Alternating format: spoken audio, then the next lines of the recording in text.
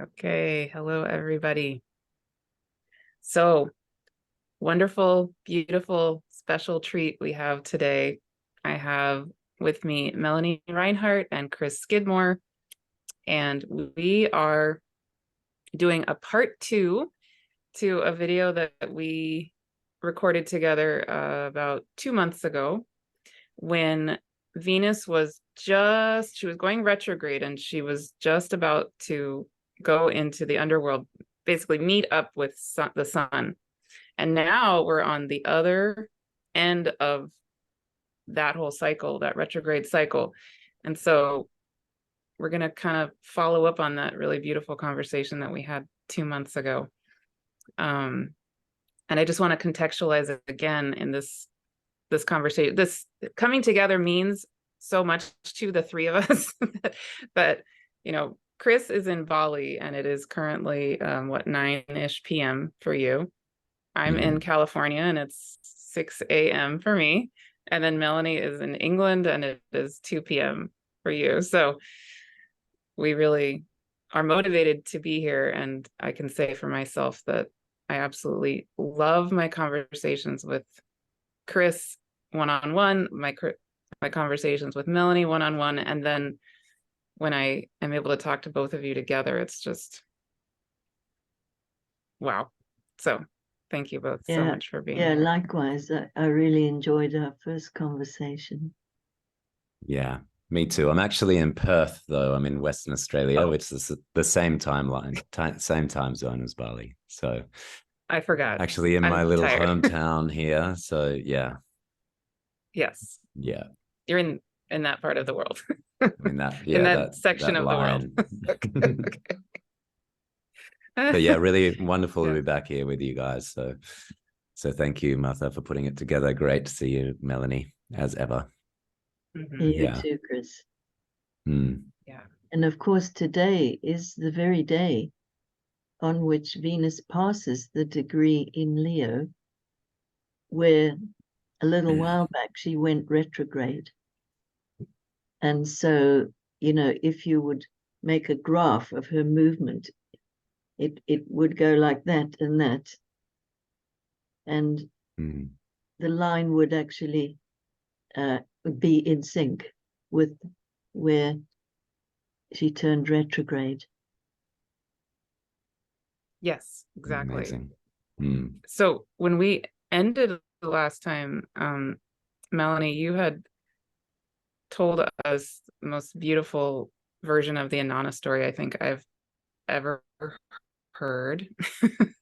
And then when we got to the end of the conversation, it felt like, okay, so now we're entering the underworld, and now when we're going to have this part, we need to follow up on this conversation because the story doesn't end there, right? Yeah. So I don't know if you want to take us to the next part of the journey or wherever you're feeling led to go. Yes, sure. I'll follow up with that. So to recap a little more about what I said in part 1, which was, by the way, so interesting because we totally hadn't planned to do Venus on that evening. It just developed in a surprising way out of the conversation. So in the first part, we examined the part of the story and the astrological correlate of Venus hearing the call of the great below. This is Inanna, who was revered as a personification of the planet that we called Venus. And that was in ancient Sumeria. And also to just recap that this story, it comes from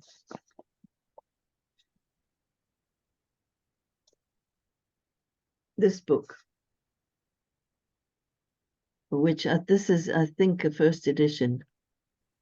Yeah, I have the same book and it's a red cover, just okay. for people who, yeah. Yes, I know that one too. And there are a massive amount of notes in the back of this book. Really, for the scholars amongst you, It's an absolute feast, truly, all in the back of the book. But what I'd just like to mention is that the story in that book is already a compilation of many different original sources. And, you know, here, original sources means little clay tablets with cuneiform language, cuneiform writing on them. And so this is not your average translation. It's an absolutely mammoth work of scholarship that went behind it, including that they went through collections of these cuneiform tablets that were housed in different museums all over the world, okay, and created a story that had coherence and that hung together and so forth. And I did start researching, you know, all the stuff that they put. It's full of notes, wonderful notes. But, you know, partly from lack of time and also not being a real scholar myself, I decided that I felt compelled enough by the story as they wrote it and told it, that that's what I worked with. So in part one, we saw the part of Inanna's story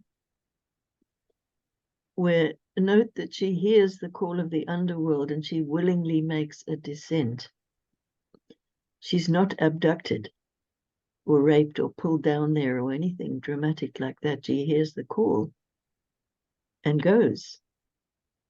And in order to do that, she is stripped of all the accoutrements of royalty, her crown, her necklace, her breastplate, so all down the chakras, down the body, until she reaches the end where Ereshkigal, her sister, is living in the underworld, mourning the death of her much beloved husband, the bull of Gugulana.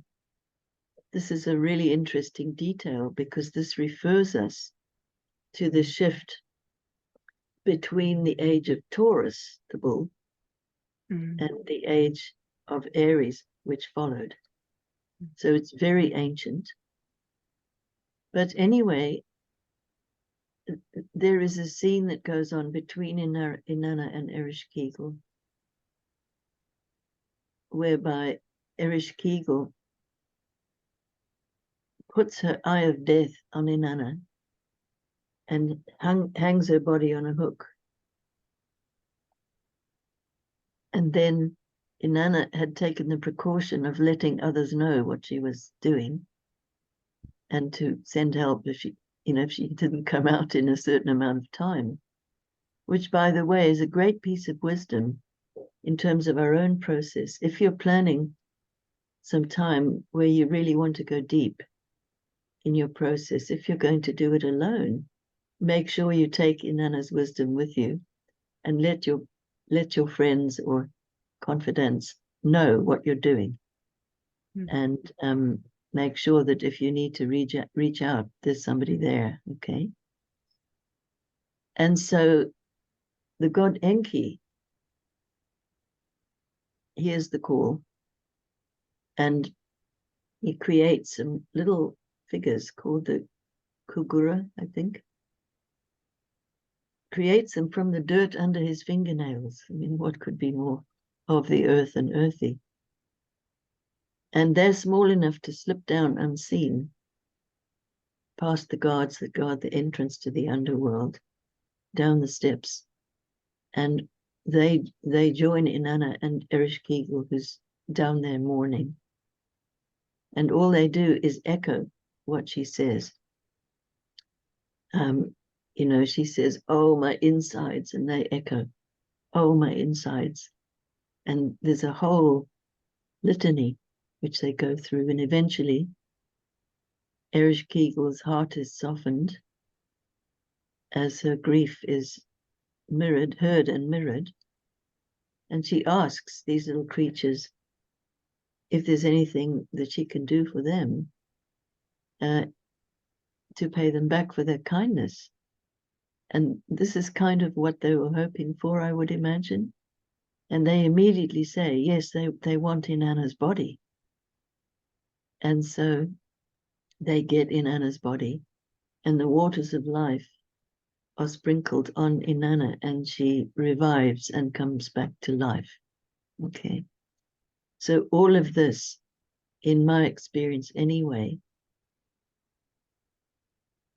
occurs very vividly around the so-called interior conjunction with Venus and the Sun.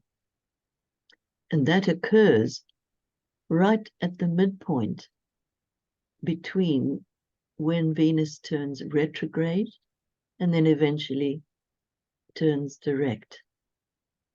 And so around 20-21 days after the turning retrograde, that's when the conjunction is. So that is the turning point. And it's usually almost exactly 40 days. And that's a very archetypal number that refers to other processes of transformation. Of course, a very famous one is that was in biblical terms, that's the amount of time that Jesus is said to have wandered in the wilderness, undergoing a kind of trial. There are also, let me get this right. Yes, I think there are 40 weeks exactly between the two different kinds of conjunctions. And there is something wonderfully kaleidoscopic about looking at this Venus cycle and how it tallies with human experience. And it can be quite perplexing because there are many ways to view this cycle. And there are others who've done sterling work, also wonderful, inspirational stuff on the cycle of Venus. So Daniel Gimario and Ariel Gutman, and also Adam Gainsbourg. So there's lots and lots of stuff to read. And as I was thinking about that this morning, an image came to mind which really had me chuckling. There's a very famous story, which probably all you listening out there, you probably already know it, but it's about the blind men and the elephant. So there are 5 blind men, and they're all describing what an elephant is like.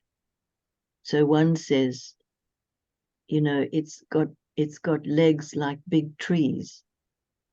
Another says, it's got a kind of very long nose like a trunk with a very sensitive end.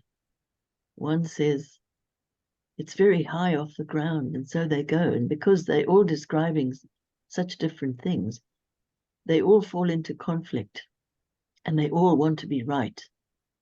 And so it all disintegrates in a big argument when actually they're describing the same thing, but from different vantage points. And I love that. I also wondered, you know that phrase, the elephant in the room? Something really obvious that others just are not seeing. I wonder whether that story is where that little saying came from. But anyway, who knows? Being a Gemini, I love words and always get curious. So Inanna revives. Inanna revives and begins to make her way up and out of the underworld. However, as she prepares to leave, she is told by the judges of the underworld that she has to send a substitute. Eek. So perplexity reigns. Inanna goes through a whole list of people who she might send to the underworld in her place. She thinks about her beloved maidservant called Inanna. She thinks about her mother and others probably. And she totally can't do it, just can't. Then she thinks about Demuzi, her beloved, whose ecstatic union features in the earlier part of the story. She sees Demuzi on the throne, which he gained through his association with Inanna. So he was made king, as it were, because of her as queen. And she sees him sitting on his throne, totally oblivious of everything that's just been happening to her. Mm. And so Inanna casts her eye of death onto Demuzi, intending to kill him. He flees out into the wilderness. And in the book, there's a very long section where Demuzi has all kinds of dreams and prophetic dreams. And he's wandering out in the desert in flight. I mean, really, to save his life. But actually, the demons catch up with him and he does die. There's a very poignant image right at the end of that piece in the book. And it describes the wind blowing through an empty sheepfold. So Demuzi, now dead, was originally a shepherd. So then a great wail goes up amongst the people and Inanna, an enormous outpouring of collective grief, let's say.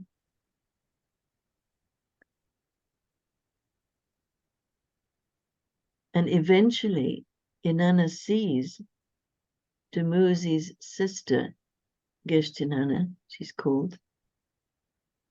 She sees this woman in grief, and it so touches her heart that Inanna is able to modify the decree of the judges of the underworld in such a way that the brother and sister pair, Demuzi and Inanna, there's an agreement whereby they will alternate with periods of mortality and immortality, rather than him just being condemned to the underworld, you know? And so the cycle of destruction is broken, vengeance is tamed, and now forgiveness can begin. So we can think of the energy purified and being raised, so to speak, and Inanna becomes Queen of Heaven, but ennobled by her own sacrifice and experience of loss. And then the entire poem ends with the phrase, Holy Ereshkigal, great is thy will.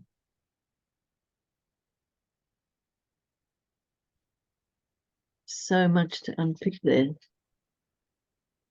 So do either of you, Martha and Chris, do you have any thoughts arising from this bit? I do, but I'll say something and then I would love to hear what Chris is feeling, thinking.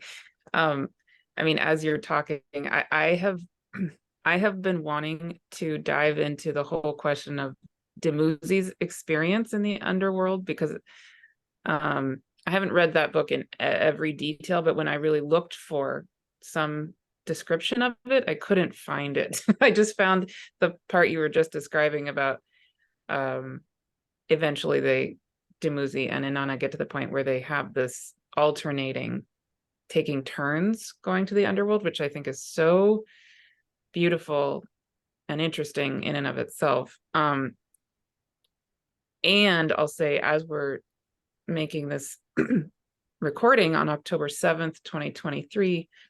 A week from today is the first of 2 eclipses, right? Where we have the nodes in Aries and Libra, which are ruled by Venus and Mars. And Demuzi is an equivalent of Mars. Inanna is an equivalent of Venus.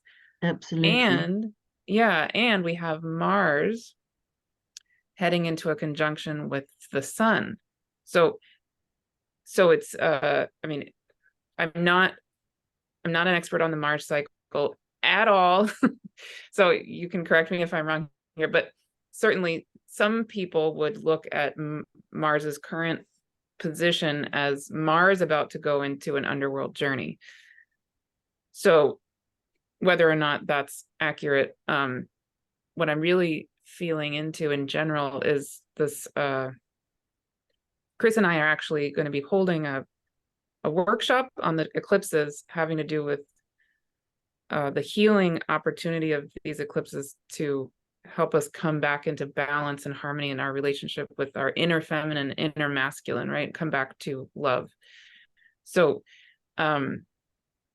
as we're talking about this Inanna Demuzi going to the underworld journey, taking turns, this whole concept, I'm also sitting with the upcoming eclipses, and how does this whole picture play out in a way where we can really be with the opportunity to heal and to not be killing Demuzi, right? Or being, I don't know, some destructive version of any of this set of dynamics, but really hold it all in the highest, most healing way possible.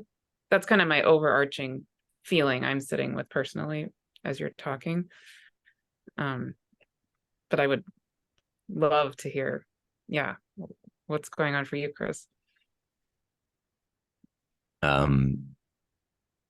Well, I'm just really present to the Castor and Pollux sort of Gemini twins component again showing up in this story. So it just feels like packed into this story is, even the bull reference, and then the Castor and Pollux-ness, and the obvious like Scorpio Taurus, like all of the different components in this story just feels like it's packed in and condensed.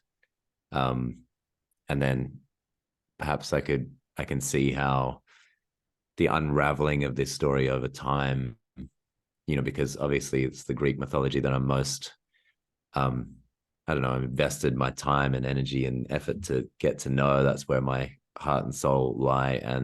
But seeing this unraveling of the this condensed elements, and it almost kind of unravels over the next few thousand years to bring us those stories. So I'm fascinated by this element of the mortal and the immortal, the sharing of the two, and all of these components just feel so rich in symbolism.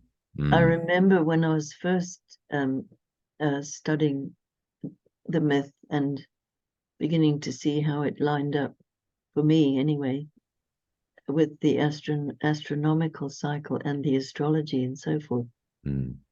I remembered that, in esoteric astrology, as described by Alice Bailey, it's Gemini that is the ruler, the sign ruled by Venus. Venus is the esoteric ruler.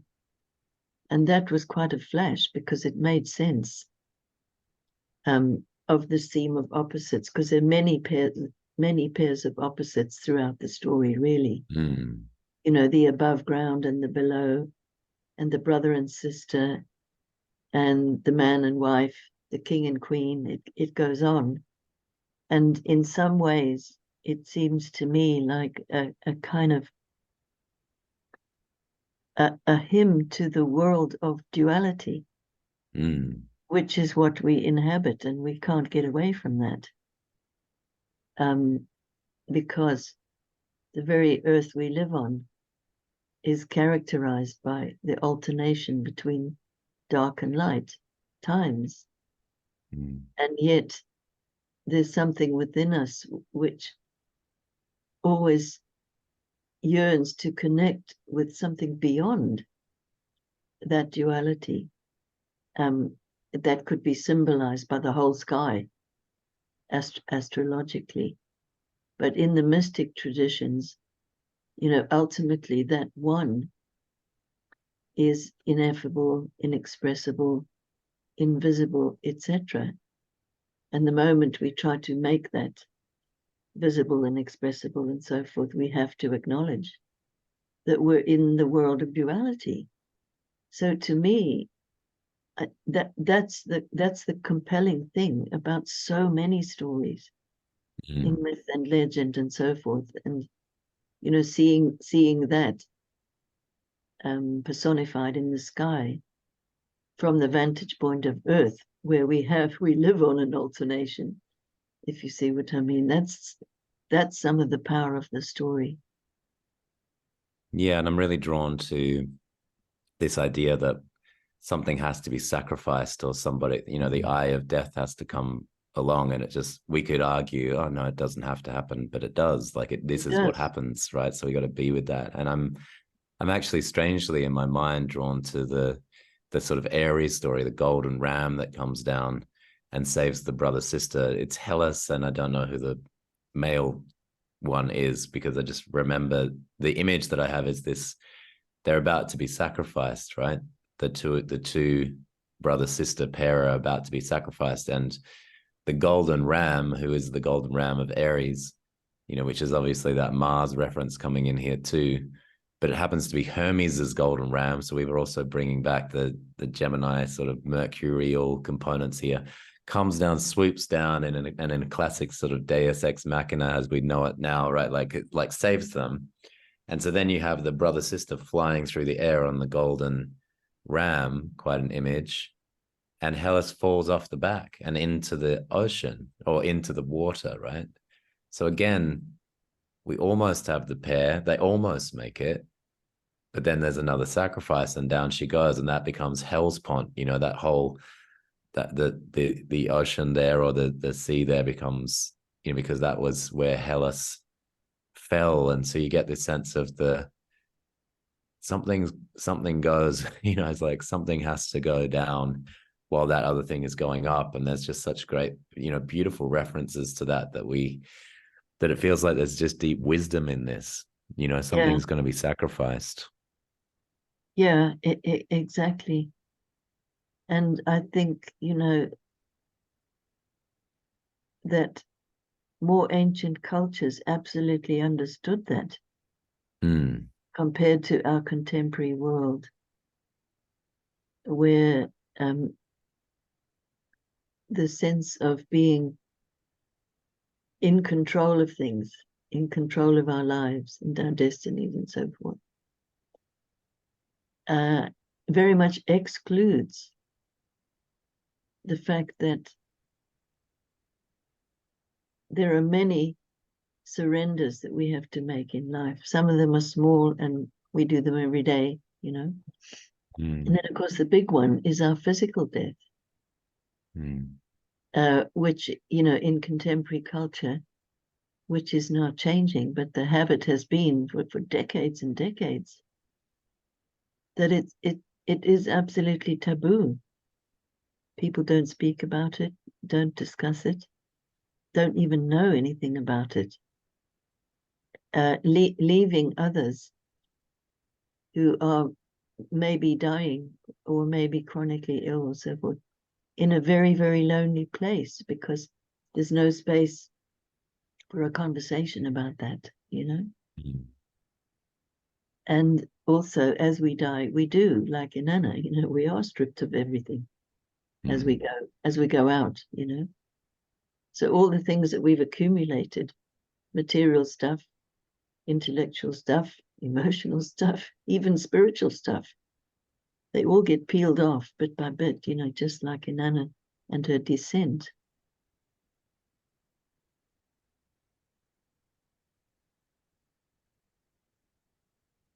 I also thought, about Demuzi and his flight. So he doesn't go down into the underworld in the same way that Inanna does. but he's in flight for his life out in the wilderness. So he's on the earth, but in a hostile wilderness, you know. And Inanna goes, as it were, under the earth. Although, you know, these are metaphoric locations as well. So, you know, you can be in the wilderness without physically traveling to one. It's an internal experience of being lost, disconnected, alone, and afraid, and all of those things.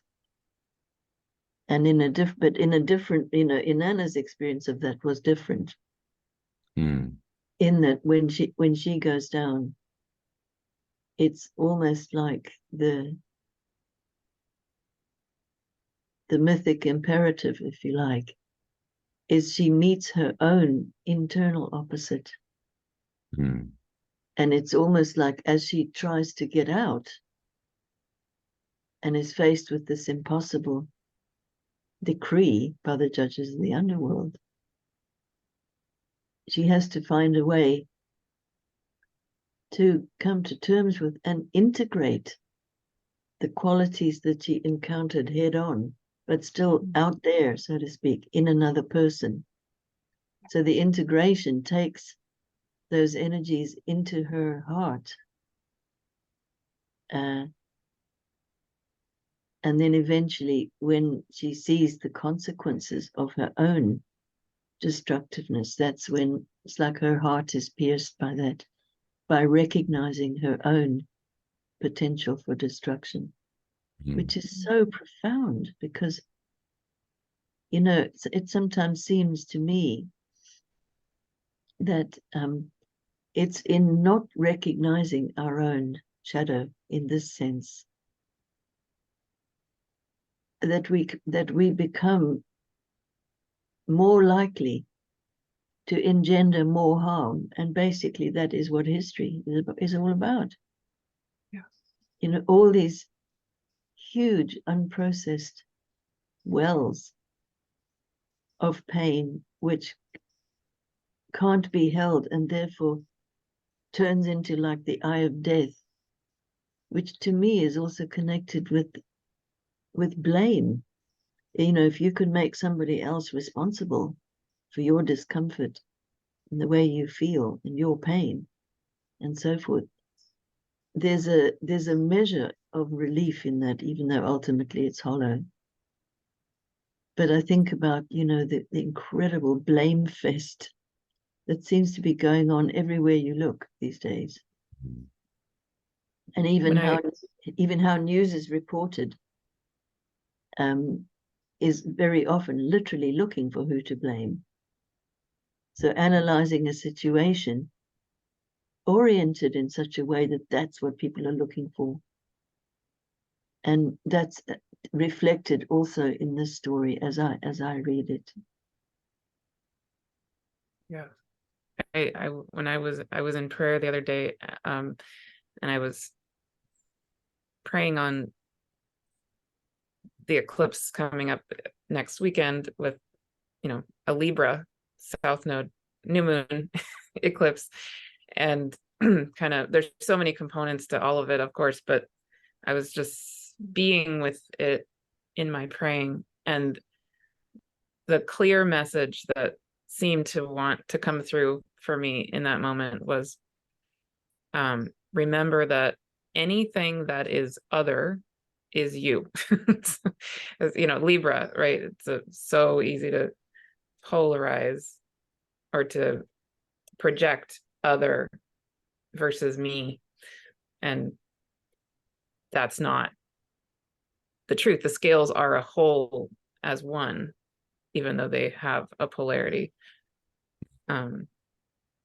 Yeah, and when I personally go into the Inanna story, the way in which at this point it feels the most, I would say almost even ecstatic, is when I imagine every part of it as me, right? Ereshkigal as me, Inanna as me, the little empathetic little earth beings as me, Enki as me, all of it. And I think so like one would work with this if it was a dream.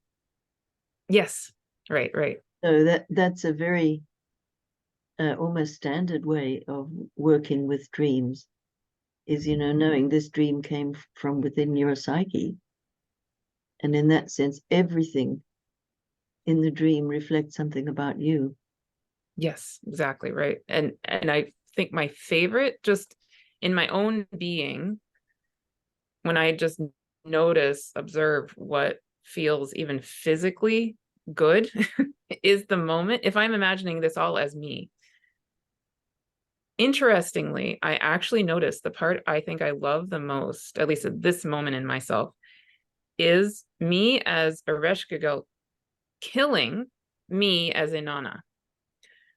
Because something about that is like, it reminds me a lot of some of the fierce goddesses like Tara, or, you know, like the Dakini energy, right? It's the we're done, boom, dead. But it's not death in the sense of linear time finality, right? It's the death that is so complete that finally you can move on, and you can just surrender completely to that death. Yeah, absolutely. Yeah, so I felt into that version of that Inanna death experience, and I feel it, you know, again, it's like almost an ecstatic kind of relief in me. And then I don't understand the Demuzi version, and I'm curious, you know, in ourselves, what's that Demuzi death like? Because I almost feel like that's part of what we're missing in our whole conversation in the world is, okay, this gets into a different topic, but we've spent a good amount of time being with more of the experience of the feminine in a sense, but then what about the masculine in me, in each of us, in the world? What's that masculine, inner masculine death experience? And if we could really go there, how does that feel, and how does that change things? I don't know if either of you have any feelings or thoughts. Yeah, I mean, for me, the part that I'm really just sitting with is Demuzi's. He also hears the call of the underworld, or the great below, and he runs. You know, he just gets out of there basically and heads off into the wilderness. But of course, that doesn't, you know, he's haunted. So I'm sitting with that imagery of like, oh, there's the underworld, but he's sitting on his throne and he's kind of, you know, this is good. And as you say, Melanie, he's not sort of aware in a sense that all this has been going on. Maybe he's just kind of enjoying, you know, the throne life and just enjoying his time. Then he hears the call. He's like, oh, I've got to get out of here, and flees. But of course that doesn't work because one, he ends up in a hell realm, sort of a, you know, the wilderness feels very hostile to him. So his running actually took him to it's kind of like in Greek mythology, you have the underworld, but then you have Tartarus, you know, so there's this place, Tartarus, where all the punishment is happening, and the underworld is not that, but there is a place set aside for that. That's where Tantalus and Sisyphus and Ixion, these characters are in the eternal punishment realm.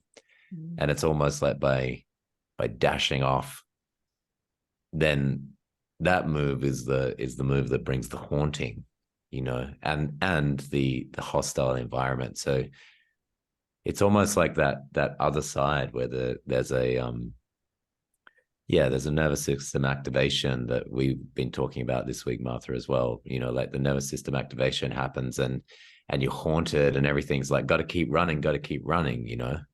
I kind of think of sometimes I'll hear a client talk about panic or panic attacks, and the word panic often just triggers in my mind the great god Pan, and the word panic comes from these nymphs, and they're running, they're running through the forest trying to get away from Pan. And this to me is where the root of the word panic is. Is that run away, get out of here, I'm being pursued by the great god Pan. And I sort of will invite a client into like, what would it be like to stop and turn around and see what Pan wants? What does Pan want with you? Right. And that can often speak into the panic of like, yeah, actually, what am I being haunted by? What am I running from? What am I trying to get away from? And what would it be like for the nymph in me to stop in the forest and turn around and go, oh, it's the great god Pan, it's this nature god. It's something natural is trying to occur, but as I'm running, that's my panic. And as I stop, I can actually turn around and face it. And that, although that sounds like a simple process, as a metaphor, it's incredibly difficult sometimes to actually stop, turn around and look. And you mentioned, Melanie, kind of, I think medicine sometimes, rather than its roots in holism and health, can get caught in death prevention or death prolonging, right? Just kind of like, how maybe I can run faster and this energy won't catch up to me. Yeah. And yeah, that's beautiful, Chris. Also, in this story,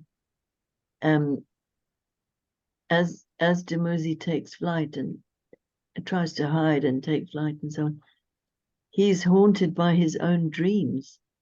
Oh, wow. As well. Wow. So he keeps having these really scary, doom-ridden dreams, which are in a way portraying to him the inevitable, which just makes him run faster, kind of thing. Which kind of brings me to, Hillman's book, Pan and the Nightmare, which is an amazing exploration of exactly that, right? What is this? We're haunted. And the haunting is from the running, but we don't necessarily put the two together. So like panic, we just keep speeding up. Maybe I can keep speeding up. And if I can go faster, I can get away from this whole thing, this whole death thing, this whole loss thing, Maybe I can have love without loss. These kinds of equations we get into. Yeah.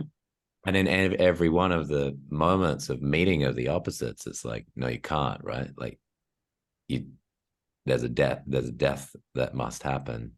Yeah. And it always does come through the death portal. The metaphorical, mythological death, as well as like, the very literal inevitability of death that a lot of these explore in their own way. Yeah. And as you said before, Melanie, a lot of what we would like to be able to ignore, and as a collective, like, maybe we can write death out of the story, we'll be fine. Maybe we can arrange our own mortality with chemical baths or however they do it, Wow. So Melanie, so he's haunted by those dreams. Yeah, I'm interested in those dreams, because that is the underworld. In the rejection of the underworld is stronger, actually, and in the facing it, that comes to him. Yes. So and now he's in the hostile environment where, there doesn't seem like there's a lot of resources and there's not a lot there for him. The scene I see is a very dry, barren, hostile, not much is going on. You just got to keep running. You don't have much and you're using your resources to keep running. Yeah. Not a good situation. Yeah. Yeah. And it's not like Inanna went into a great situation either. She had to get stripped. She had to die. She had to hang on the hook. And, it's not like, oh, there's the easy. It's not like she took the easy path by saying, no, I have to go. Yeah. Or hearing the call and going versus hearing the call and not going, because that's what's being explored, right? Yeah, absolutely. And with Demuzi's dreams, it's eventually his sister Inanna who makes the move to try to discuss the dreams with him and help him to understand. Because one of the reasons that he's running is that he doesn't understand the dreams, but he knows they're important. But it's his sister, so there's another brother-sister pair.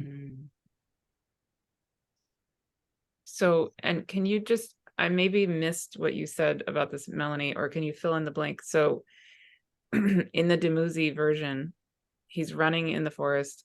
He's trying to escape from this. And then what happened? What's the transition between that again and eventually Inanna and Demuzi having this alternating schedule of going to the underworld? Well, I think that it is actually Demuzi and Inanna who have the cycling to and fro. Oh, not Inanna. No. Oh. So that's the Castor and Pollux correctly, but yeah, exactly. Yeah. Fascinating.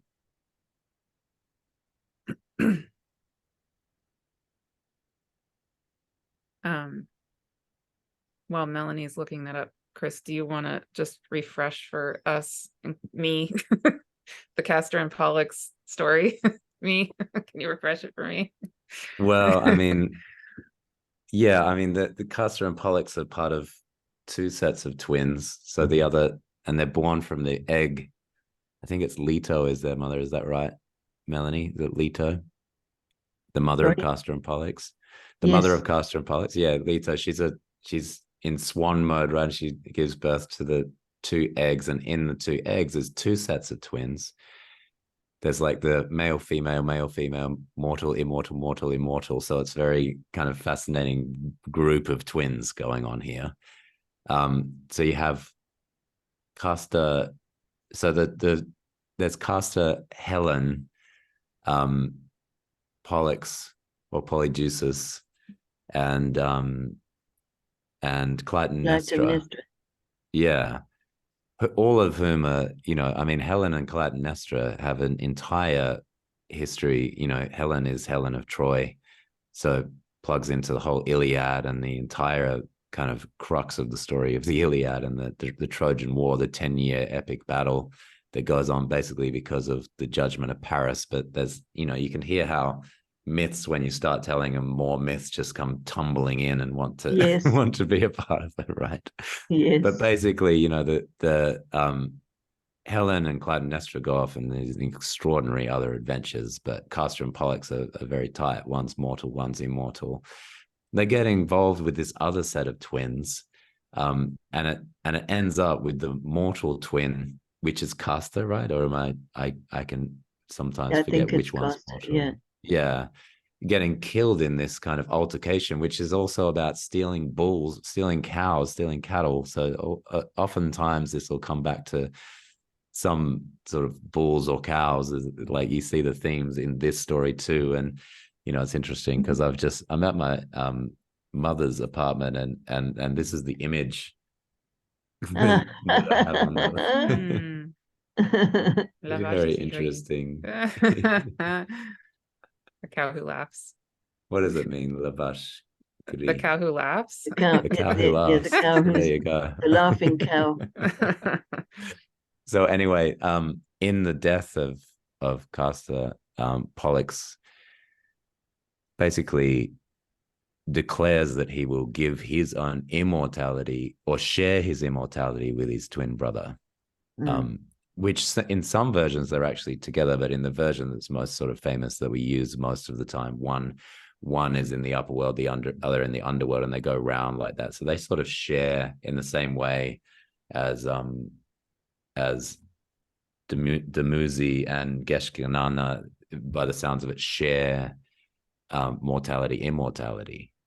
And so effectively one of the immortal twin has made that really great sacrifice in order to share because it's this story of love. It's the first love, it's the sibling love, it's the twin love, which is obviously such a powerful and potent symbolic thing that it pops back out in the collective again and again through things like twin flame, or it used to be called soulmate and this kind of thing. Like it's always going to be in our these archetypes never go away, because there is the feeling of that I have this divine other, or maybe if I'm feeling more divine, I have this mortal other, or maybe in the sense of, you know, Chiron's story, I have this animal other, or I have this human other, or depending on where I sit and what I'm feeling and what I'm experiencing, there's always this other.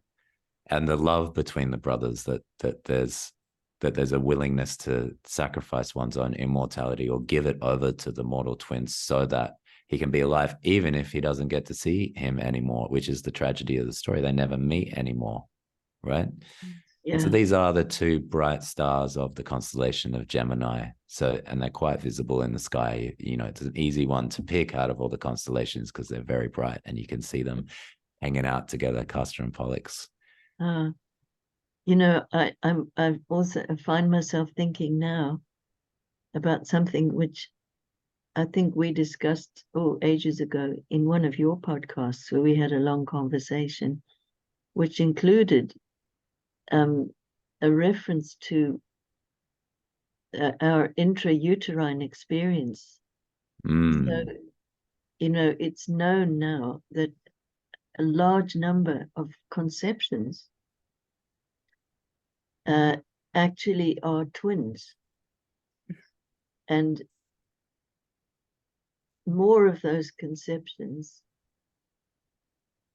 result in one of the twins dying, and that death can range anything from, you know, more or less immediately, or a few weeks, or a few months, or even at birth.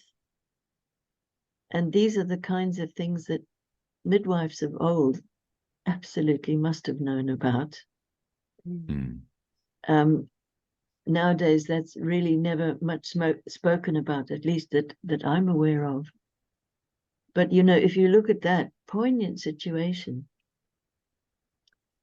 from the point of view of the soul, then wow, many, most of us are born with an immediately prior experience of losing our soulmate. And I've always thought that's just so incredibly profound. You know, that there is a biological strong likelihood that we will lose our soulmate in the womb. And then maybe forever projecting that other out there and trying to find him or her. It's so, which is so just poignant. Yeah, like it's so fascinatingly explored in Robert A. Johnson's book We, right, where he explores the story of Tristan and Isolde. Yes. You know, and one of the things he really elaborates on in that book is that this is a longing for the divine. It's sort of the heart of religion in itself, right? There's a longing, there's a wanting to rediscover the divine, and often it gets muddled and confused into this other, like as in that some other can actually meet that, and that's a terrifying projection to put on somebody. I mean, it sounds beautiful, it sounds romantic, it sounds sweet, it's you know, but it's actually a heavy weight to take the divine and to put it onto someone, or even to imagine that there's somebody that could meet that. And in the breakdown of religion, you know, over the last however long, it's been it launches itself back into the world, right? It becomes Absolutely. that, and that is getting those two streams mixed up is sort of like getting Neptune and Venus mixed up. For those that kind of get what we're talking about there, you know, the transcendental love with the very personal love, and just getting those like flipped. And I think in the book there's just a really big, you know, I've read that book many times because it's very small, so you can just go through it again, and the way he elaborates on it is so profound. You know, all the symbols that he explores in that book are so profound. But he actually tells a dream at the end of the book that I think is worth recounting, where yeah, and it's actually a dream of one of his I guess clients has brought this dream to him. And basically there's a big basilica, there's a big church cathedral in the middle of this town. And there's a hole in where the bell should be. There's a hole there. And everybody's out looking for this bell, where could it be? Where could it be? And the dreamer realizes, oh, I have it.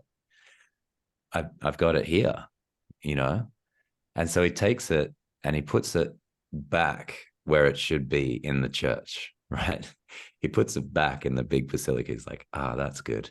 And then he hears the villagers are coming and he has a choice moment, a bit like this story, right? He has a choice moment and he's like, well, they're about to come in and I could take the glory and all of the, like it's me, I found it, I did it, look at me go. Or, and he has the other option, he chooses option 2, which is just to sneak out the side door and leave. Wow. And so he takes that in the dream, he decides to take the side door and just go. Oh, thanks for recounting that. I'd forgotten that bit. I love that. It's like a postscript It's part wonderful. of the book. And I'm like, that's the point of the book, I think. Well, many things coming up for me with all of that, but I can again say in my own exploration of these things, I have sat with the sort of frustration that, if all is one and we all are the divine, then what is the point of this polarity thing, right? Why do we do this whole separating and that whole question? I'm very, very Pisces. Okay. So, so then I was told by the spirit world to channel a series of 8 books, 2 of which are The Gods Speak and The Goddesses Speak, which is all about what? The polarity and the infinity of each end of the polarity, or each part of it. And so you both were part of the symposium that I held this year, Re-Becoming the One, which is all about holding all of the polarity as part of our collective journey to re-become the one, right? So in my praying, what I get told when I feel frustrated, like, why can't we just be the one? Why can't we stop this whole fighting with the other and wanting the other? And can't I just be satisfied with me as the one? And I get told, well, the one became the two became the many became the infinite. So the infinite needs to become the many, to become the two, to become the one. So in other words, there's this need. And I actually see this, Chris and I were talking about this the other night, in the potential actually of the nodes. And in a sense, I feel like these eclipses with Pluto squaring the nodes, especially, almost as a medicinal opportunity to be held in the duality, right? The nodes are the ends of the polarity. And then there's something about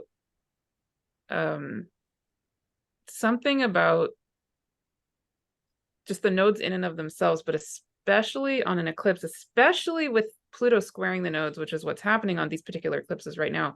It feels to me, I was talking to Chris about this the other day, it feels to me like being held in a craniosacral session, right? Where something about the polarities then can shift and integrate in a really profound way, to come back to the one, quote unquote. And the other thing I feel in that, and I've been feeling that this even more and more since the other night when Chris and I were talking, it's like, I feel like in our world, in ourselves, in our psyche, and our eons of existence on this planet, we've had so much trauma that's come out, through the relationship of this duality experience.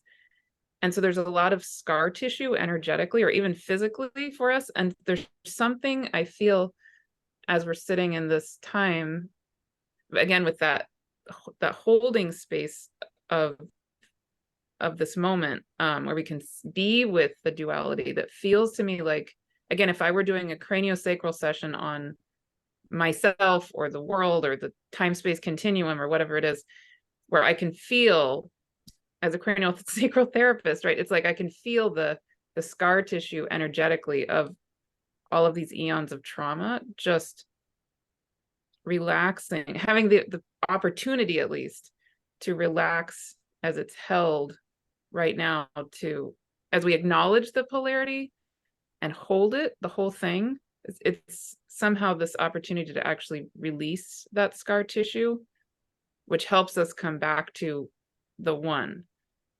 Is this making sense? Yeah, totally. Mm. And you know, as we talked about the other night, Martha, that what really struck me in my sort of Libra research over this month, you know, with the podcast and doing the episode, you know, so I'm always doing these deep dives, which is just such a beautiful, you know, now just over halfway through that, moving into Libra, is the kidneys, you know, and Libra ruling the kidneys. And we discussed that because of course, well, not necessarily, of course, if you don't know this, that the kidneys, which is one of the many paired twin structures in the body, have on them these little hats that are the adrenals, and the adrenals go up to, you know, the thyroid, and then up to the hypothalamus pituitary. And so part of what we're talking about of the activated nervous system is that because that's the whole drugstore basically of your body and the adrenal system. You know, back to Demuzi, if we just like sneak back into the story here, the drugstore in Demuzi is like, death, go quick, run, you know, which is the activated form of the nervous system. Now that we could also have that's the sympathetic nervous system. The parasympathetic nervous system may go into fight, you know, may go into freeze or fawn, so which are collapse energies. So we get activated or we collapse, you know. And maybe that's also being sort of explored within this story, where there can be that collapse. And then we actually need to reactivate, or there can be a super activation where we need to slow it down. And so, you know, in the end, Libra referring to those kidneys, as Brian Clark talks about, also being the claws of the scorpion, which I've just been loving turning that around in my head of that these scales are the constellation of Libra. You know, it's the last constellation to be named. It was up until the 2nd century BC that this was not named in that way, but it was known as the scales, but it was known as the claws of the scorpion before that, right? So it's right there, the claws, where we're going to be taken down into that underworld, and we sort of know it in the meeting of the other. It's like, here you go, you're about to go into the underworld, or bust it back out to Virgo and get virginal about it, right? Like get you know, fully self-contained, right? And Libra hovers in between that. Maybe I can still be self-contained, you know, or maybe not, and maybe you'll be drawn into the underworld. And I think, you know, thinking about Mars dynamics, well, I don't know if it was in your thing in 2008, Melanie, or the one that Rick Levine and Jeff Jawa did, but someone brought out the line, I'm looking for a lover that won't blow my cover. You know, that Eagles line, right? Yeah. So I'm looking to hang out just up here and not be taken down into the underworld. Again, like that's possible. Right. So And I know I bring a lot of images there, but yeah. Right. Yeah. Yeah, I bring a lot of images there, but I just think knowing as we head into this effectively new moon, but also solar eclipse, South Node Libra, as we head into that energy, it's like, well, yeah, it's good to be sort of leaning into the kidneys here, you know, the battery pack at the back of your lower back. That's just, and for me, craniosacral, when I'm doing I don't know about you, Martha, but when you do a kidney session, just the kidneys, just holding a kidney for like 15 minutes and waiting, and then holding the other kidney for like 15 minutes and just waiting and feeling what happens when it finally starts to go like, right? That feeling. It's like, that, you know, It's beautiful. it does have those little Mars hats on there, you know, like there's the Libra kidneys, but the Mars hats of the adrenal system is on there, connecting to the ram's head. Go run. And what I'm feeling in that is that the key to me is the feeling of safety, which takes time. and the time. safety, yeah. And the safe sense of safety comes from the sense of love and presence, and right, yeah, it's just can finally relax, let go. So what's coming to mind now is the fact that Saturn is exalted in the sign of Libra. Wow. So there's something about balance and also Dharma, meaning that which we've come here to fulfill, you know, and kind of grounding into that.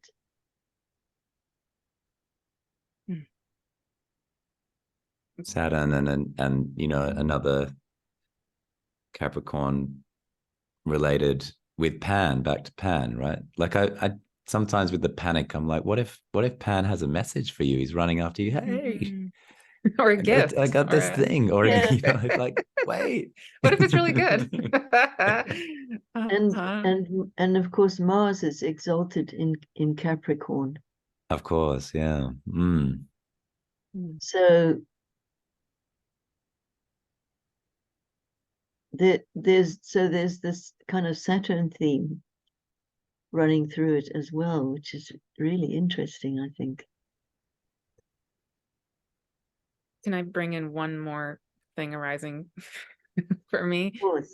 Especially with you here, Melanie, I would love your thoughts on this, and you, Chris, too.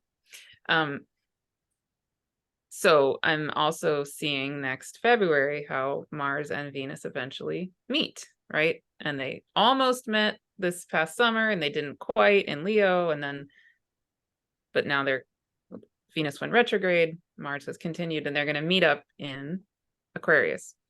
And when they meet up, guess who will be on the north node of the moon? Chiron, right? So, and when I've been looking at the astrology of 2024, Chiron is so prominent. It's like boom, boom, boom, you know, throughout the year, so many times showing up. And so I've been feeling into that. And again, coming back to this question of what is the ultimate way that we could be holding all of this in a way, what is an approach we can be having that would be potentially the most healing, or, you know, so anyway, any thoughts on any of that from either of you? But especially when we bring in Chiron, you know, he will be quite alive. Yeah, just I would love any thoughts with any of that.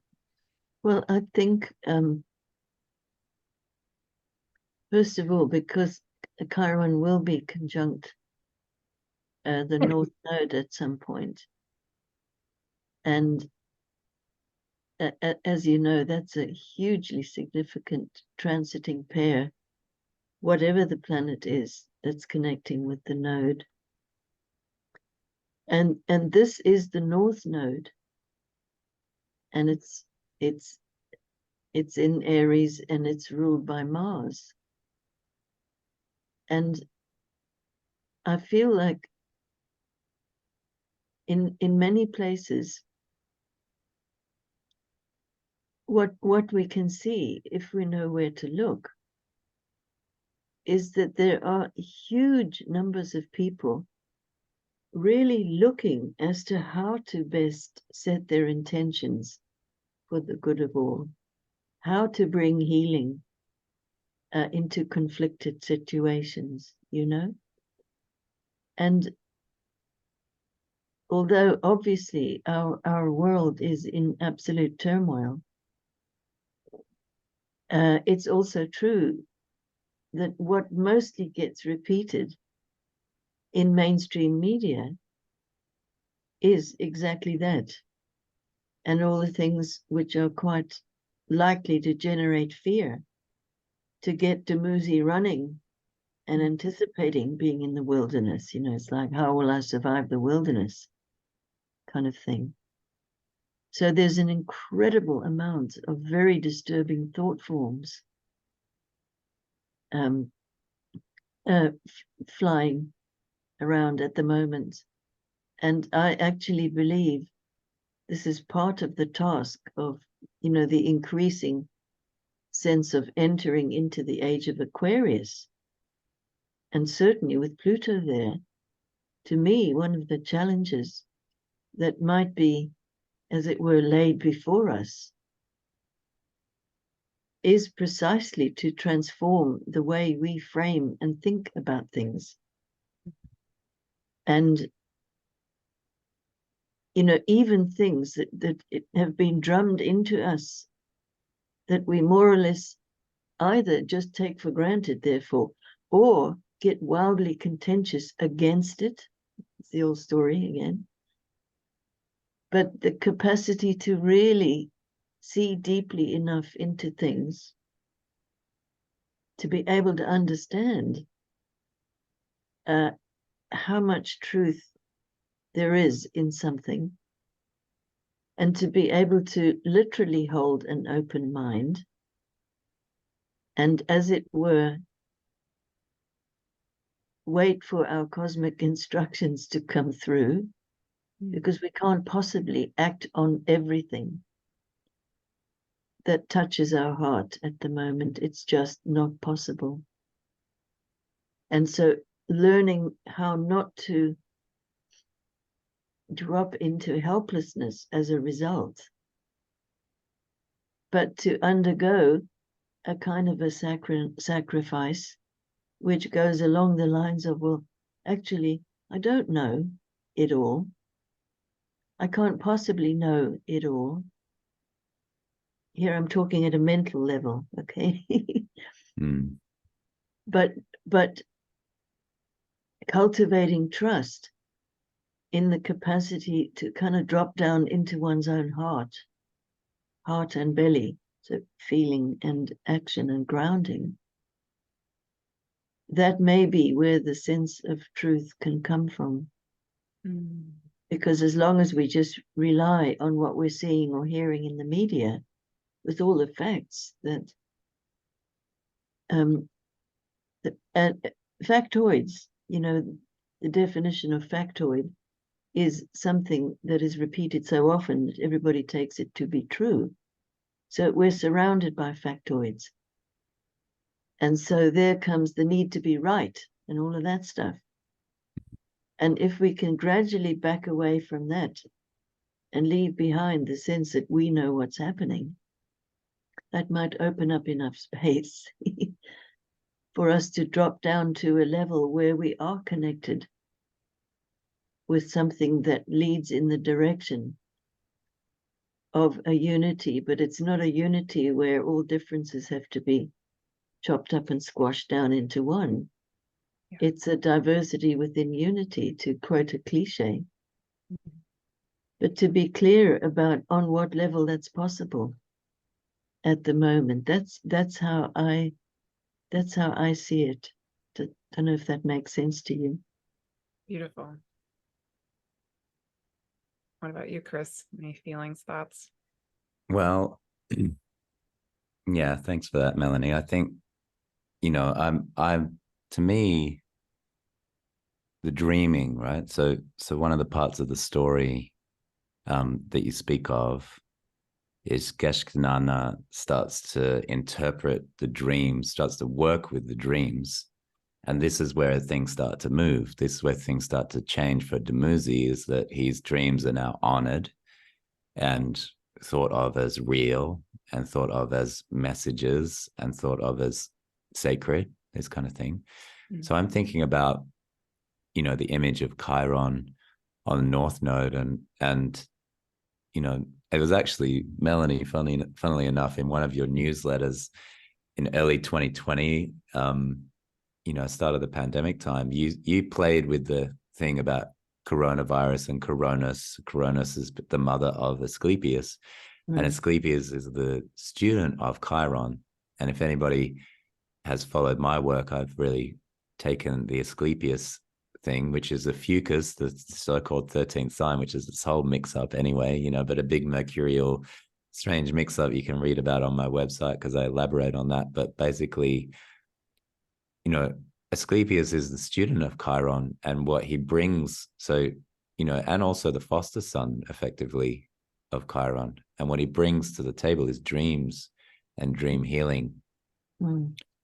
And that may not sound like much, but this is the very symbol that we have at the heart of Western medicine in the first place, is the snake that goes around the rod, is the rod of Asclepius. So whether we know we believe in this or not, the symbol is still there, although it's mixed up with the caduceus as well, which is another story we won't get into. But the symbol is still there, reminding us that at the heart of medicine in the Western world, don't need to leave the Western world to get there. At the heart of medicine, the deepest healing there is in the dream world. And, you know, over 300 temples set up to Asclepius in ancient Greece. You know, that Asclepius was taken to Rome when there was a plague, sent to Rome so that they could heal the plague. Without Asclepius, they wouldn't know what to do. It's the whole lineage that leads to Hippocrates, who was an Asclepiad himself, which leads to Western medicine. And there's this entire lineage here that I've just been really staring at and opening, because if we lose the dreaming component of medicine, then we get caught in schizophrenia. Like, we get caught in the it's only this, you know, because without dreaming, like, let's say if you went to sleep for say 2 weeks, what happens is your dreams come into your waking world to get you, right? Which is called a psychosis, because we're not doing the process in the background, you know? And so if, like Melanie's saying, it's like alarms, amygdala, alarms all the time. And then there's this low frequency anxiety in the air just all around us. Then what we're not able to do is that thing of the kidneys, that thing of the adrenal system, that thing that we talked about, you know, and just going like, oh, wait. And I think this Pluto into Aquarius and even Mars Venus meeting there at this time, you know, in February next year, it does speak to that. Like, the question for me is, what do we mean when we say the world, when we put those two little words together, the and world, right? The state of the world, what do we mean? Yeah. And I think it's worth taking that back into the dreaming, you know, and Aquarius absolutely. is right. And to just add one more symbol, you know, Aquarius is, and we talked about it last time, of Ganymede being abducted up. So just take that symbol in itself, the abduction up, and then, you know, where are we now? We're in the head. I got to figure this out. Yeah. And it's really important to figure this out, because, you know, the world depends on it, that my mind needs to figure this thing out that can't be figured out by the mind. It's doomed. You know, that process is doomed. And I think Pluto entering any sign, right? It says like, hey, there's some issues in this sign, right? 2008 heads into Capricorn and goes like, there's a few issues in the money markets here, in real estate, a couple issues, right? I'm going to just like bring them out, and ready or not, here they come, right? Like Demuzi runs. That's cool. The underground, the underworld, it'll follow you, you know. He's dreaming enters his reality, right? Because he's not dreaming, he's not relaxing. So it enters in the forms of shadows and demons, you know. Demons is the negative of the daimon, you know, like we have a calling here. We're alive. We're all alive in this moment, and there's crises on crises. And how do we talk about that without, again, you know, we don't want to go numb to it or blind to it. We want to deal with the things on this planet, but it's not going to help by more and more nervous system activation, more and more fight or flight, freeze or fawn, more and more just collapse or run. We got to get wise, you know. And I think getting wise involves anyone who can anyone who can get into their system, get into the relaxation and stay connected to the problems, get into relaxation and stay connected to the problems. You know, that's process work where we go towards the edge of what's uncomfortable and we just work with what's at the edge, and then opens us up to a broader reality. Because, you know, like Asclepius talks about, and like Chiron, the symbol, talks about, we're going to need elders, and we're going to need elders to start taking over some things. And just to throw in one more tiny little thing, which is because when you're discussing Chiron and the body, I'm thinking of the centaurs in general. And Melanie, how you talk about the centaurs being so much about being we are animals, and reminding us of our animal earth body. That's at least my interpretation of your words. And I'm thinking of, in the summer next year, Pholus will be squared by the nodes, right? So Chiron is going to be super alive many times in the year, and then Pholus also, I'm at least feeling very alive too, especially in the middle of the year. So yeah. Well, this is way off topic, really, but just to flag it because it came into my mind. We've just started a whole trail of sesquiquadrate aspects. So that's 135 degrees, or a square and a half. And in a way to say, a square and a half tells you something of what that's about, that particular aspect, which is often called a minor aspect and can be very major sometimes. But there's a sesquiquadrate between Uranus and Pholus. So there's a whole chain of them going all the way through this year. I think there's about 7 of them in total. So, and it has already started. And that has the feeling to me of, you know, the phrase I often associate with Pholus is the lid comes off. Seems like that's happening every day, everywhere, you know. So there is that. But just back to Chiron for a moment. So the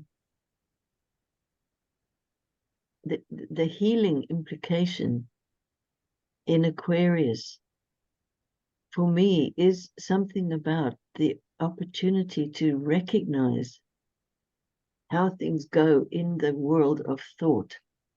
So at a very basic level, that could mean, you know, getting smart enough, which anybody can do, in fact, to know when you're being propagandized by the media from anywhere, whether it's mainstream media, alternative media, etc. So detecting and recognizing propaganda, and also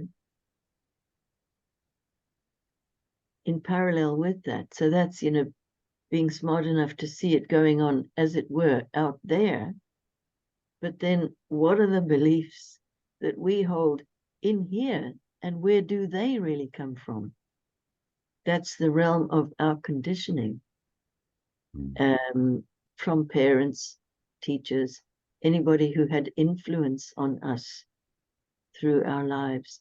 So a lot of basic beliefs that we didn't even know we had might suddenly come into some kind of clarity, and you go, oh no, oh my God, look at that. Wow. Yeah. Because, you know, what we might call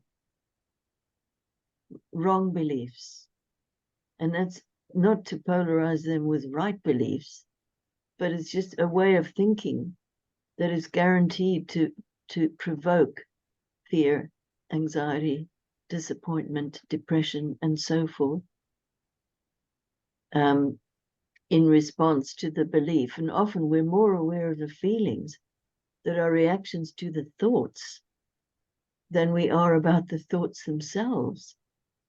Now, Aquarius is the very last one of the air signs.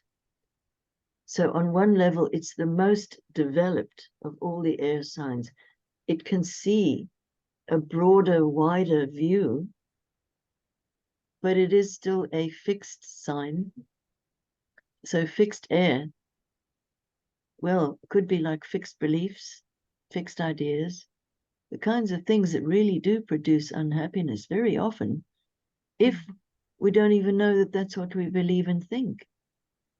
So to me, well, firstly, Chariklo moving into Aquarius. Well, there's Saturn and Jupiter and Chariklo all preceded Pluto going into Aquarius. And I almost think of that like, loosening up the territory, which if it was Earth, you would think in terms of plowing and digging and preparing the ground for new plants to be put in there so they can thrive. So to me, it may be parallel on a mental level, a lot of weeding, and clearing out, not necessarily to just then replace it with another fixed idea, but to gradually free one's mind up from the many structures which we hold in there and continue adding to all of our lives, So I think that that's one of the Aquarian hazards, and also the gift of recognizing what's going on in the mental world at the mental level from the vantage point of the great infinitude of space, internal space, So to me, that Mars-Venus conjunction in Aquarius speaks to that theme. And then, of course, it's hotly followed by Pluto going into Aquarius. In fact, those ingresses are such a major theme that really dominates this couple of years, And it's like, okay, if Pluto is the Lord of transformation, which I certainly think it is, not the only Lord, but definitely a powerful process of transformation, then we can expect that to be kicking in on the mental level in a potentially really extraordinary way, bringing the possibility of more mental freedom, the more mental freedom, the kind of freedom that's not freedom from, it's freedom to. And so we can perhaps begin to generate the kind of thinking that's less likely to just result in polarization, because that's what always happens. And the Uranian element of Aquarius wants something seriously new. So, I mean, what an amazing time to be so on the edge of the new that we can really see it in its pure version. And also notice how we immediately want to grab it and put it into a form. We can't just leave it alone, So we generate more forms and then more forms on that and more forms on that. And that's how it seems to go. So I'm thinking, it won't be long. Well, it's a little while still before Chiron returns to the position it was when it was discovered. Mm-hmm. And so Chiron itself, is right at the end of its current cycle, about to have its own Chiron return. And I think that's an amazing thing to consider.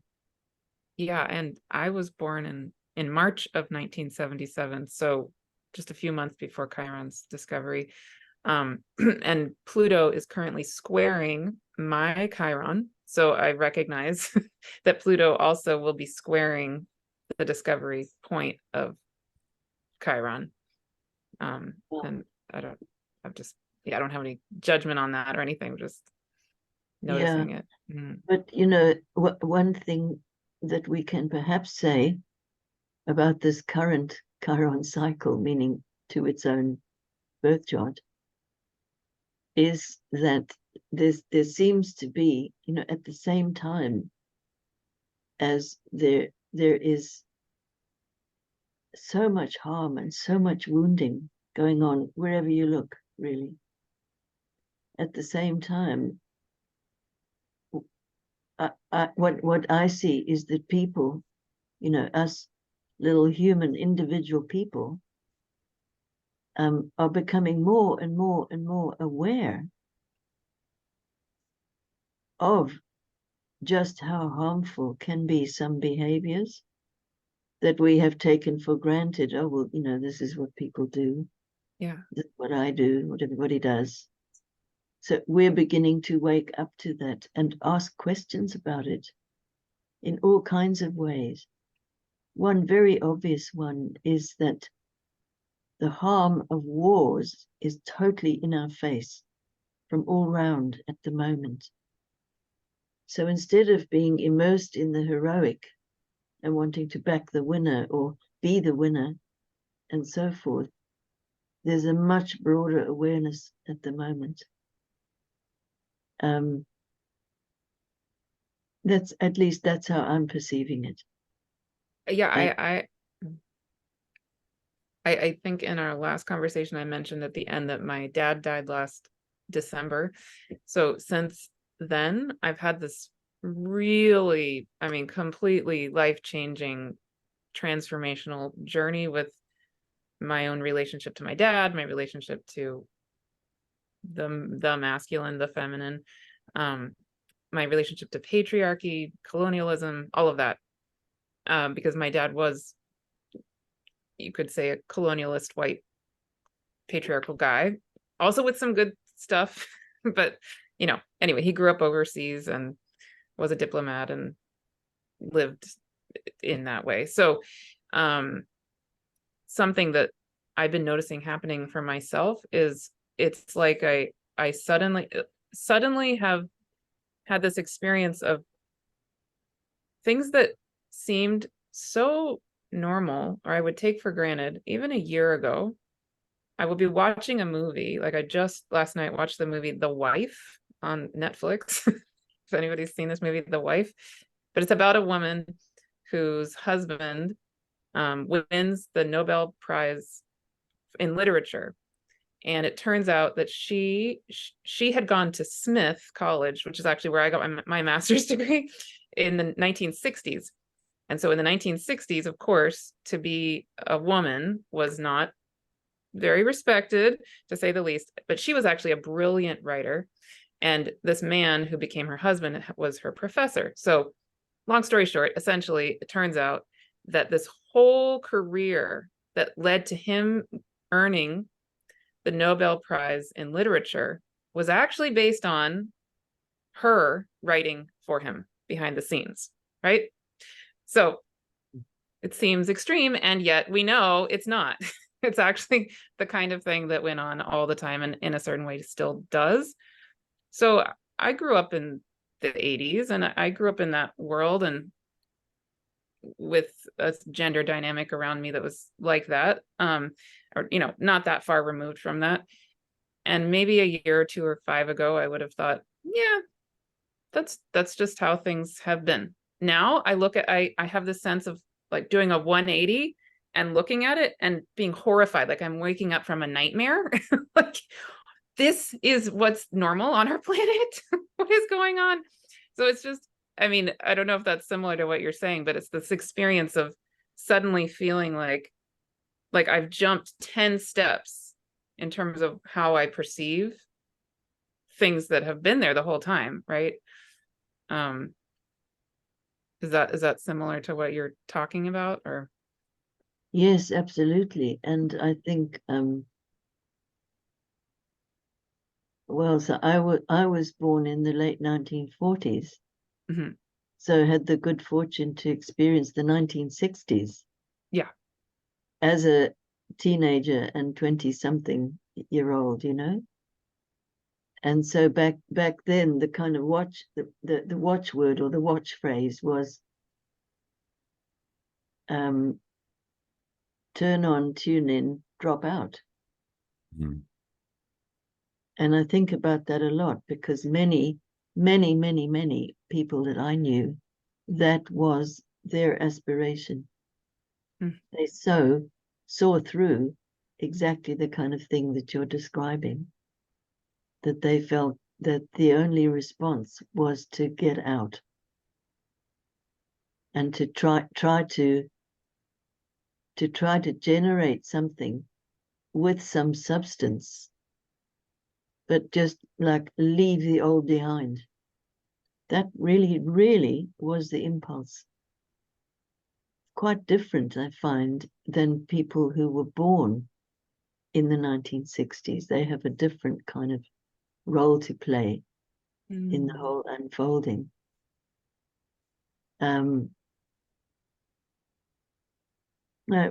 also interested, as that Pluto's just about to go into Aquarius and be there for, until 2042, I think it is. And then Uranus will go into Gemini, and there'll be things passing through Libra from time to time, but that's a lot of air. So all the outer planets, let me say this right. So the three out, so Uranus, Neptune, and Pluto went along in the late 1940s in an ongoing little mini trail of sextiles. It was Gemini, Uranus, Pluto, Leo, and Neptune in Libra. So we've got something a little similar coming up, which is very interesting. That looks to me like fresh air coming in. Fresh air, instead of the energy being the fixed air department. And I also think, that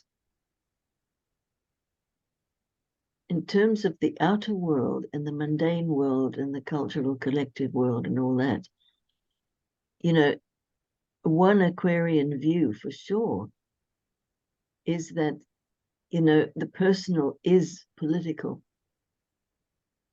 And because no man is an island, etc., everybody has to be involved with everybody else's business. Now that's a cultural thought form that you either gel with or you totally don't.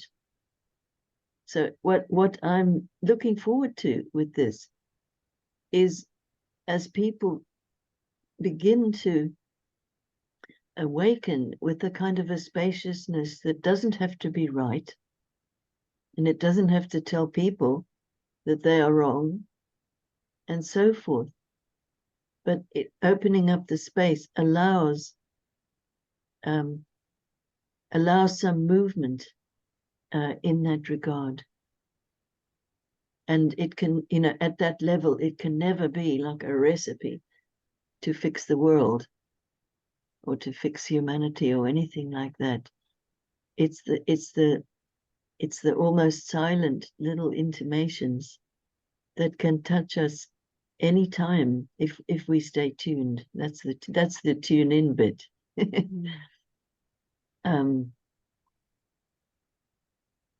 And things work by generating energy at compound interest, so to speak. It's not only a campaign like a war against something. It's a gentle kind of awakening that is going on anyway. And I'm sure, both of you also work with clients. You'll be seeing this almost every day with people who, given the space to maybe timidly say out loud some of these things that they're perceiving, knowing that they will be heard without judgment. Well, it's absolutely amazing what people are going through, many people. Yeah.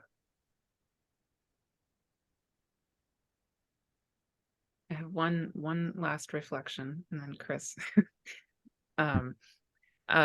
So also, as you're talking, and the letting go of fixed ideas thing, what I'm reminded of is that pretty much every day in my prayers, most days, especially lately, I get taken it, through this time-space continuum into the void, and then I ask, what is mine to do, essentially, right?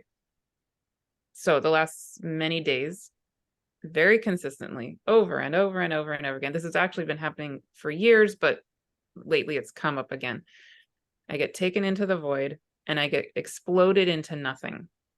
And I get exploded into like the particles of infinity, and I get told mine to do is to become nothing and to be the particles of infinity, and it's spread out literally throughout infinity. So I feel all these particles that are me spread out to infinity, which is interesting and actually really relieving.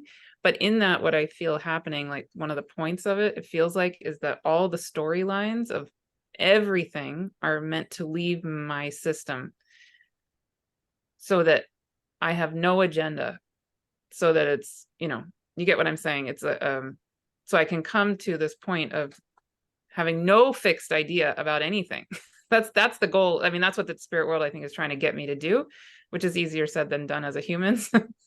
But it feels really, really good. And then, for example, this morning in my prayers, they just said, yeah, be the nothing. Come from nothing. Come from the place of nothing. That's it. So, yeah, seems to fit what you're saying.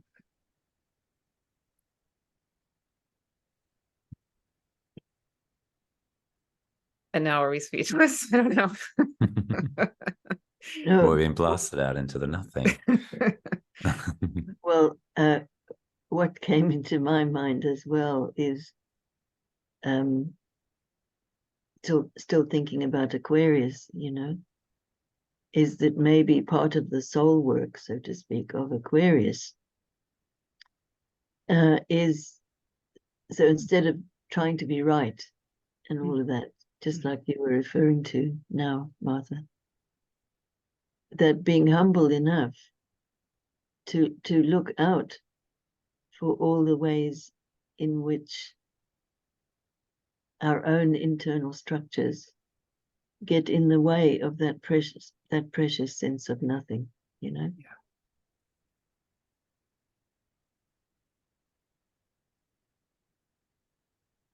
Cool.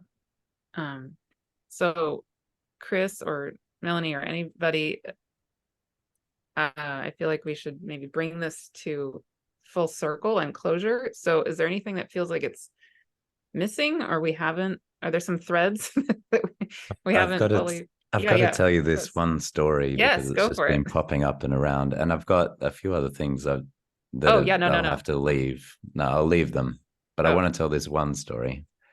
I had a client that came in with a whole stellium of Aquarius once, and I learned, this is how we learn astrology, like the secret is that we learn from the client's chart, and we're like, oh wow, it can express this way or that way or this way or that way, because there's so many variations of how it expresses. So we're actually in constant research and development. If there's people out there listening that are starting their astrology journey or just a little bit along, and they're like, it's so much, it's so intimidating, just keep going, because actually what happens is that your clients teach you. You're not there to teach them about them and their charts. They'll teach you.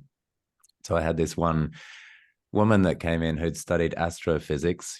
She had the stellium of Aquarius, right? And I was like, okay, you just tell me some things here. And she told me this really awesome story that I feel is relevant to this conversation. It's relevant to Pluto and Aquarius. It's relevant to Mars, Venus, and Aquarius, the whole thing that is coming up. And she said she was in a lecture, in an astrophysics lecture at university. And it's one of those lecture halls where there's like multiple blackboards, right? So you can picture sort of all the blackboards and this huge equation that's like, that one's gone, next board, that one, next board, next board. And what the professor was trying to describe was the formula for chance.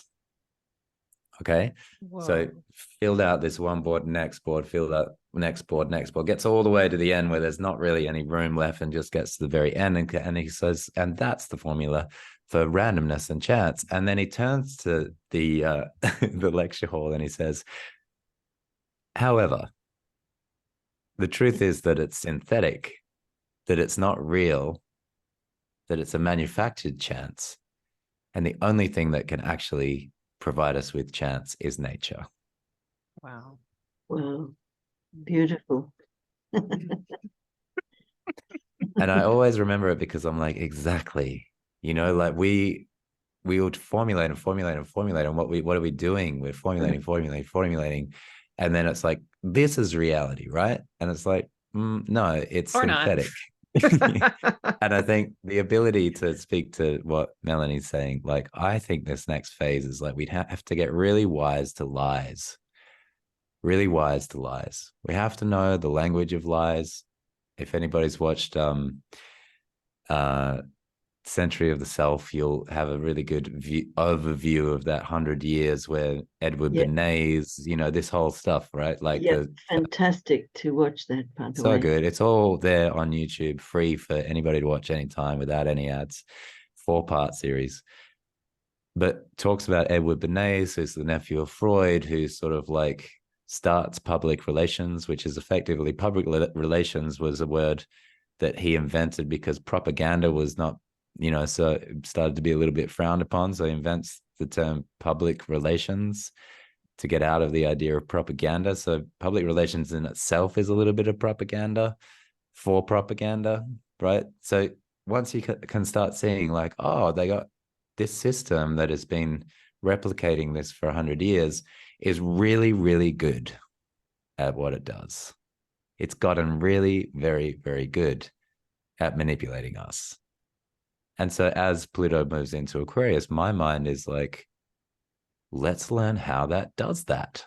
So then, it's sort of like the emperor has no clothes, right? Like let's learn how it does that so that when I'm getting lied to, I go like lie, lie, lie, lie, lie. And then I can get back to like what's true, what's real, and just be able to say lie, lie, lie, real. Can I just insert in there lie also in myself, I not only outside, right? I'm assuming that's sort of implied in what you're Absolutely, saying. but Yes. I mean, it is is our interaction between self and world, right? Is that not what Aquarius is sort of like referring to in some ways, and how the mind, all of the air signs have their duality, back to the twins in the story, right? Like, and Uranus's children, what were they? They were the Cyclopses with the one eye, right? So the one eye truth, and the Hecatoncres with the 100 hands, the busy, busy, busy, busy, and the one eye, right? These are the sons of Uranus, right? So we've got to somehow underneath that say like, yes, internally, how many ingenious ways am I lying to myself? That's a really courageous question to start asking in this time. Start asking it now. We're on the cusp, right? So good time to start asking that now. What is the technology? I studied marketing and economics. Like I have a degree in it, but nobody, when I was studying at the University of West Australia marketing, said explicitly, this is how we lie. I want to know now. I want to know. I want to get really fluent in the language of lies, because I think we're going to need that if we're going to find what's real, what's true. The other So day, that's my parting words.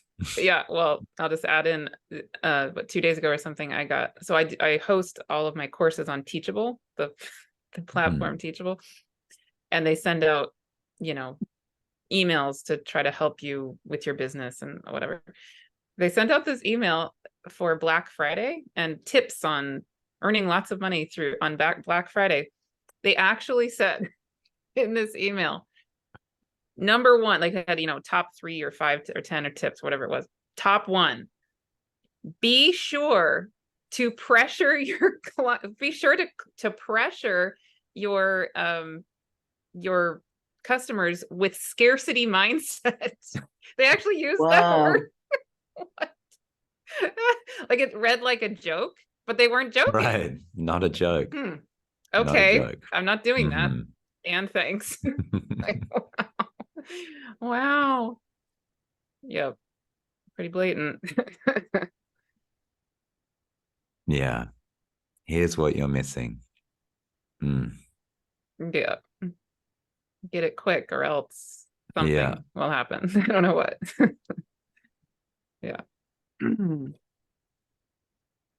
So, Melanie, any closing words for you?